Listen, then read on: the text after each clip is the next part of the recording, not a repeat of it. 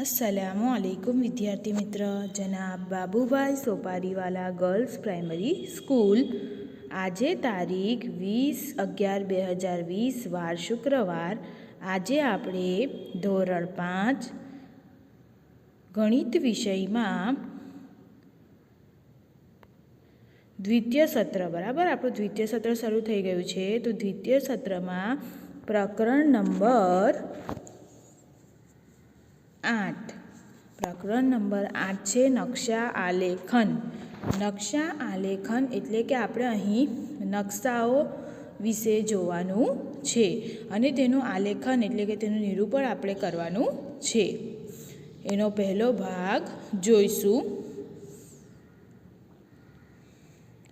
ચાલો, સૌથી પહેલાં છે ઇન્ડિયા ગેટનો ફોટો। અહીં ઇન્ડિયા ગેટનો ફોટો, આ જે છે એ ઇન્ડિયા ગેટનો ફોટો છે ને આ જે છે એ ઇન્ડિયા ગેટના ફોટાનો નકશો છે બરાબર।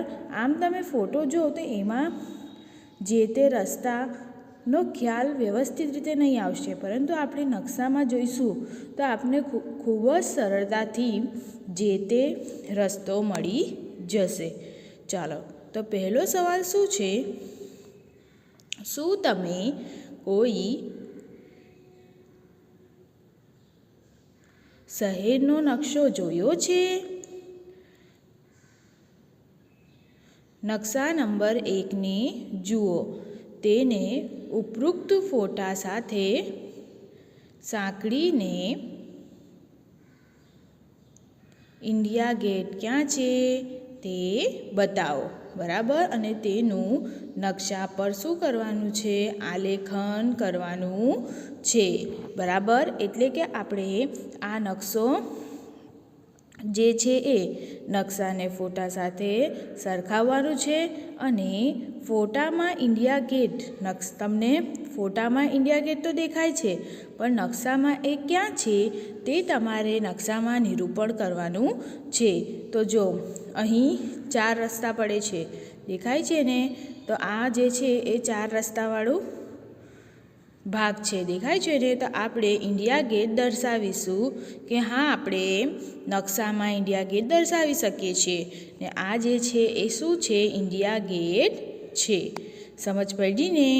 આવી રીતે તમારે તમારી ચોપડીમાં આ નકશો આપેલું જ છે, તમારે તમારી ચોપડીમાં વ્યવસ્થિત રીતે સમજીને પેન્સિલથી નિશાની કરીને ઇન્ડિયા ગેટ લખવાનું રહેશે। ચાલો, હવે બીજો સવાલ। નકશાના આ ભાગમાં કેટલાક રસ્તાઓ બતાવેલ છે, આ રસ્તાઓને ફોટામાં શોધી કાઢો બરાબર।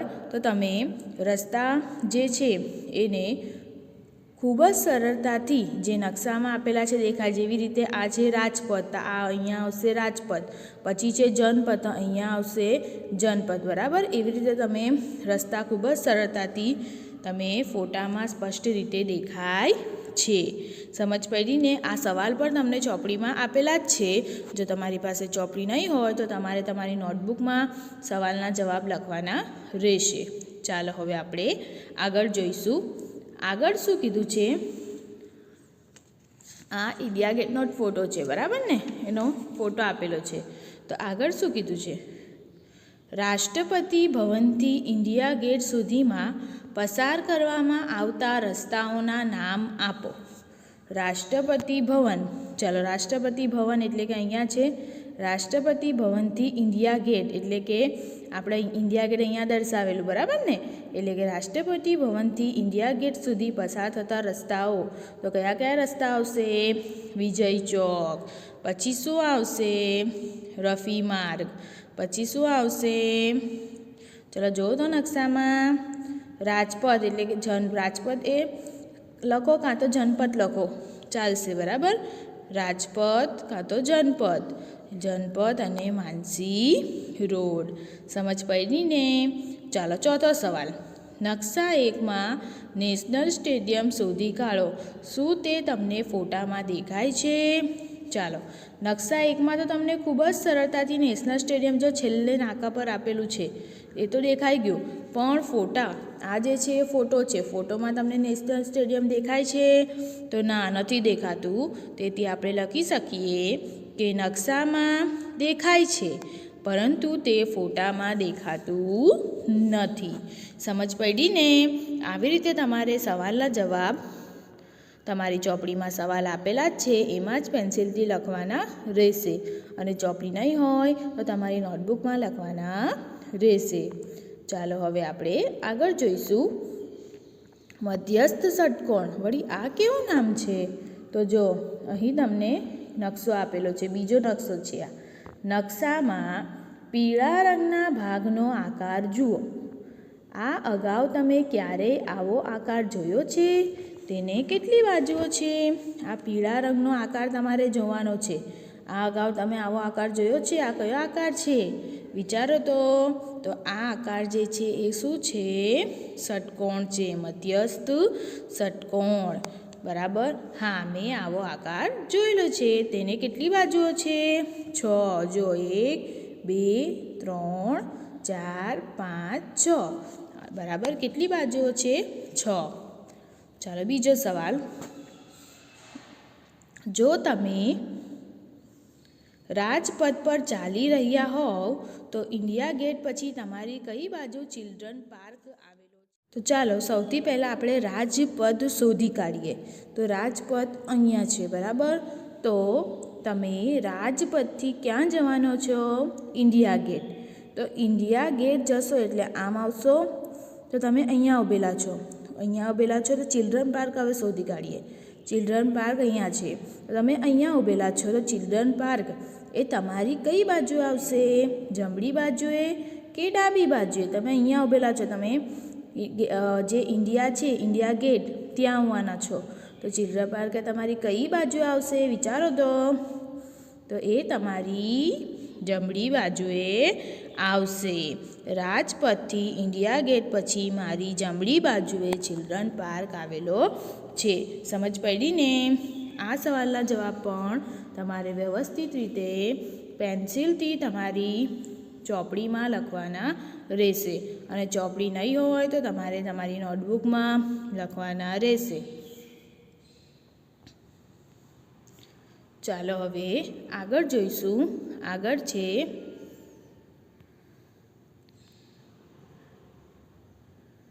નીચે આપેલા રસ્તાઓની જોડમાંથી કઈ જોડ સૌથી મોટો ખૂણો બનાવે છે? બરાબર, કઈ જોડ? જો અહીં ખૂણા આપેલા છે, 3 ખૂણા બનાવેલા આપેલા છે, 1 2 અને 3. તો સૌથી પહેલાં છે માનસી રોડ અને શાહજહાં રોડ.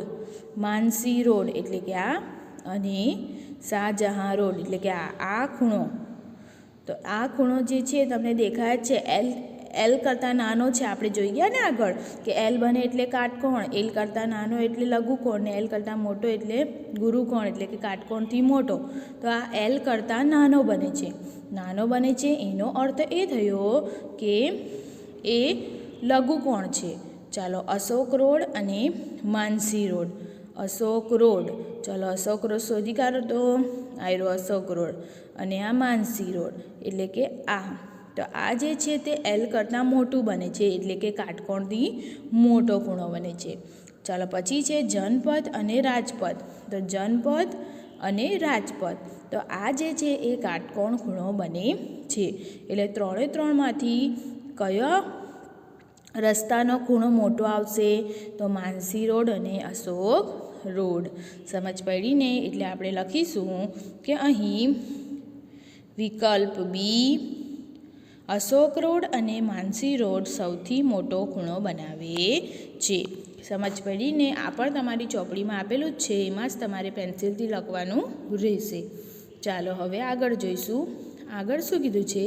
આપેલ રસ્તાઓની જોડમાંથી કઈ જોડ કાટકોણ બનાવે છે? આપણે આગળ જોયું ને કે જે રસ્તાઓની અહીં 3 જોડ આપેલી છે એમાંથી કાટખૂણો કયો બને છે? તો દેખીતી રીતે જ આપણને લાગે છે કે અહીં કયો આવશે? દેખીતી રીતે જ આપણને લાગે છે કે અહીં રાજપથ અને જનપથ જે છે, બરાબર, આ જે છે ઊંધો એલ બને છે, દેખાય છે ને તમને? એટલે એ કાટખૂણો બનાવે છે. સમજ પડી ને? ચાલો હવે આપણે આગળ જોઈશું. આગળ શું કીધું છે? પરેડનો રસ્તો. ચાલો પરેડનો રસ્તો બતાવો. તમને અહીં પરેડ માટે રાહ જોવી. પરેડ માટે રાહ જોઈ રહ્યા હતા ત્યારે કાંચા અને તેના અમુક મિત્રો પરેડ ક્યાં પૂરી થશે તે વિચારી રહ્યા હતા. કાંચા પાસે સમાચાર પત્ર હતું જેમાં પરેડનો રસ્તો દર્શાવેલ હતો. ચાલો, પરેડનો રસ્તો છે સૌથી પહેલાં તો વિજય ચોક, પછી છે રાજપથ, ઇન્ડિયા ગેટ, તિલક માર્ગ, BS ઝફર માર્ગ, સુભાષ માર્ગ અને લાલ કિલ્લો.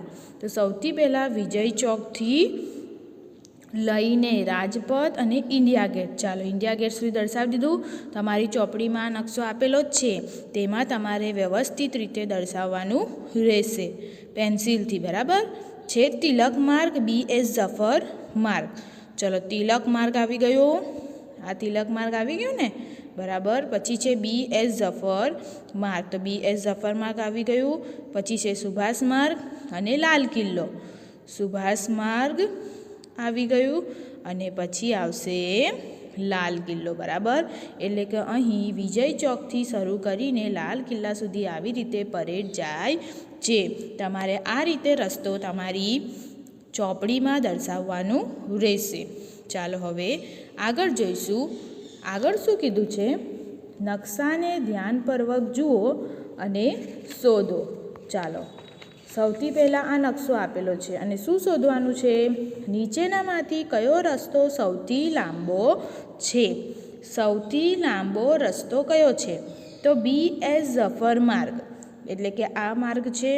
બરાબર. પછી છે સુભાષ માર્ગ. ચાલો, સુભાષ માર્ગ શોધો તો ક્યાં આવશે? તો આ જે માર્ગ જે છે એ સુભાષ માર્ગ આવશે, આટલો માર્ગ. ને બહાદુર શાહ ઝફર માર્ગ, એટલે કે આટલો માર્ગ આવશે. અને તિલક માર્ગ. ચાલો, તિલક માર્ગ શોધો તો તિલક માર્ગ ક્યાં આવશે? તો આ જે છે માર્ગ, બરાબર, અહીંયાથી અહીંયા સુધીનો માર્ગ જે છે એ તિલક માર્ગ આવશે. એટલે દેખીતી રીતે જ આપણને લાગે છે કે અહીં તિલક માર્ગ જે છે એ સૌથી મોટો આવશે. સમજ પડે છે ને?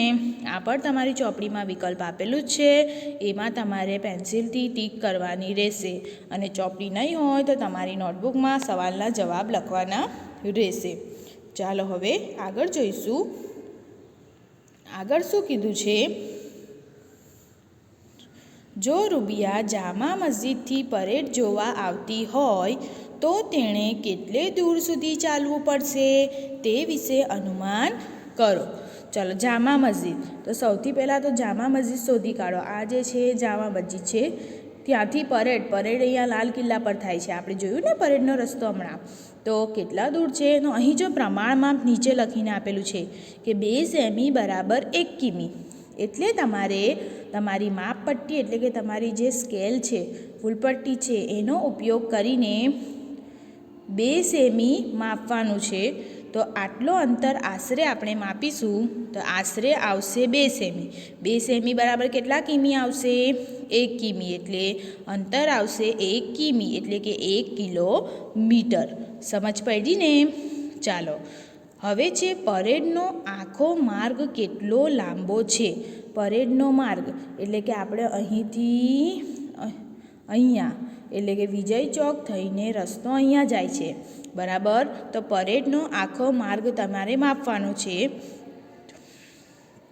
વિકલ્પ આપેલા છે 3 કિલોમીટર, પછી છે 16 કિલોમીટર, 25 કિલોમીટર અને 8 કિલોમીટર. તો તમે અહીં માપપટ્ટીની મદદથી માપશો. બરાબર. સૌથી પહેલાં આટલો અંતર માપવાનો, પછી ફૂલપટ્ટી આડી કરીને આટલો અંતર માપવાનો, પછી સીધી કરીને આટલો અંતર, ફરીથી આડી કરીને આટલું અંતર, ત્યાં સુધી સુભાષ માર્ગ સુધી અંતર માપવાનું. તો તમારું આશરે અંતર, આશરે કહું છું, બરાબર, 8 કિમી આવશે. સમજ પડી ને?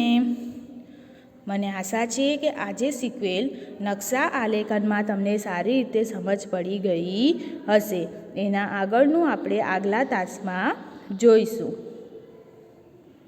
Thank you.